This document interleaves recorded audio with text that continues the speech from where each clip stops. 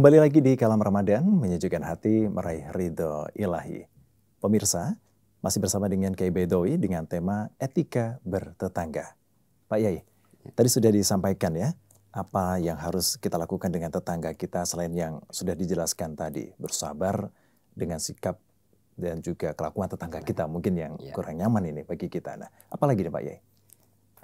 Kita juga harus sadar Mas, bahwa dalam bertetangga yang baik, kadang kita selalu menuntut tetangga kita untuk baik kepada kita. Betul. Gitu, ya. Tapi kita juga harus introspeksi juga, apakah kita ini termasuk tetangga yang baik bagi tetangga-tetangga kita atau bukan, gitu ya.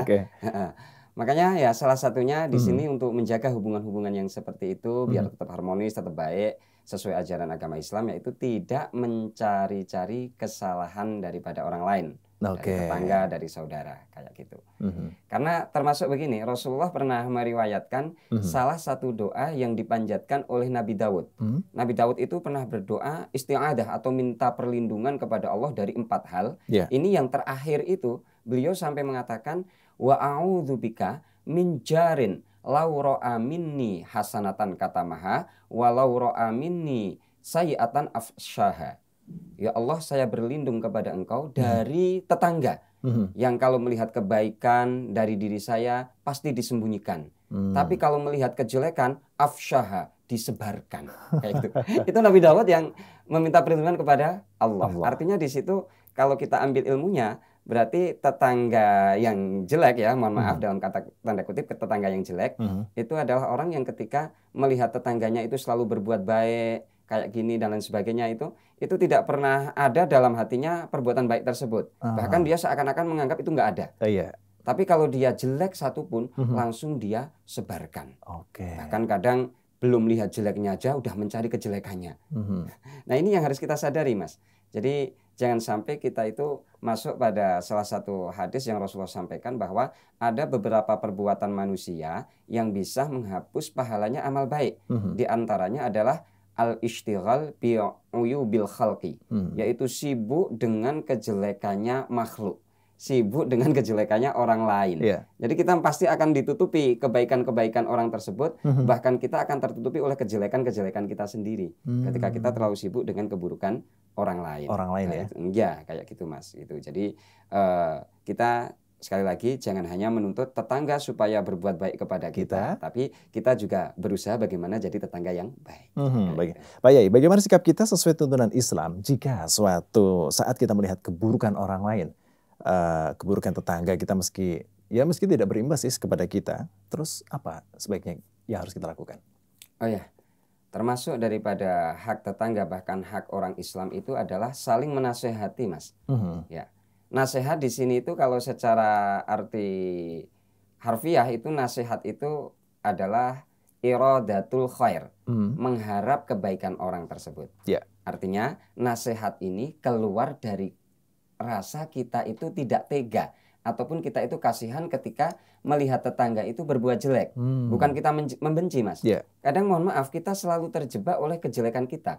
Ketika kita melihat tetangga melakukan sebuah kejelekan, akhirnya kita itu malah dalam hati timbul rasa benci. Kemudian malah kita terjebak oleh kejelekan kita sendiri. Secara agama kita itu harus menasehati harusnya. Nah, menasehati itu mengharapkan dia menjadi baik, kayak gitu. Bukan dengan tata cara mencaci ataupun bagaimana. Jadi menasehati tidak harus dengan kata-kata kalau dalam hal ini. Tetapi yaitu ya bisa bifi'alin ya, bifi'lin.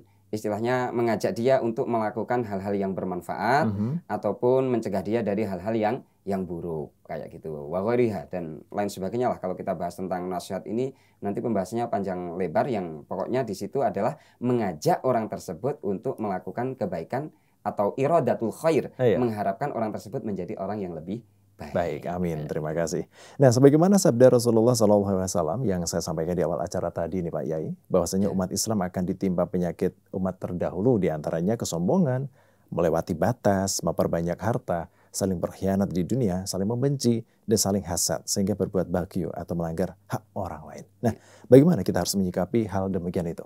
Ya, dulu Rasulullah mengatakan, sayuswibul ummati daul umam, ya, bahwa umatku akan terkena penyakit umat-umat terdahulu. Kayak gitu, ya, Mas Dimas ya. Nah, ini menyikapinya bagaimana? Pertama itu kita menyikapi diri kita sendiri, Mas. Karena penyakit tersebut adalah penyakit hati. Penyakit gitu. hati ya? Ya, penyakit hati itu. Ya. Karena Hujjatul Islam Imam Al-Ghazali itu sempat mengatakan bahwa penyakit itu ada dua macam. Yang satu adalah penyakit zahir, yang kedua penyakit batin. Nah, termasuk yang tadi disampaikan oleh Rasulullah itu dalam hadis yang jenengan baca itu tadi, itu tentang penyakit hati. Penyakit hati. Maka cara mengatasi itu bagaimana? Ya, penyakit kita itu kita sembuhkan terlebih dahulu sebelum kita mengurusi penyakit-penyakitnya orang lain, kayak gitu ya. Ya, dengan cara apa? Dengan cara islahul qalbi. Kita memperbaiki hati kita ya dari penyakit-penyakitnya hati tersebut, karena Rasulullah pun sudah mengatakan bahwa Allah inafil jasati mutlah.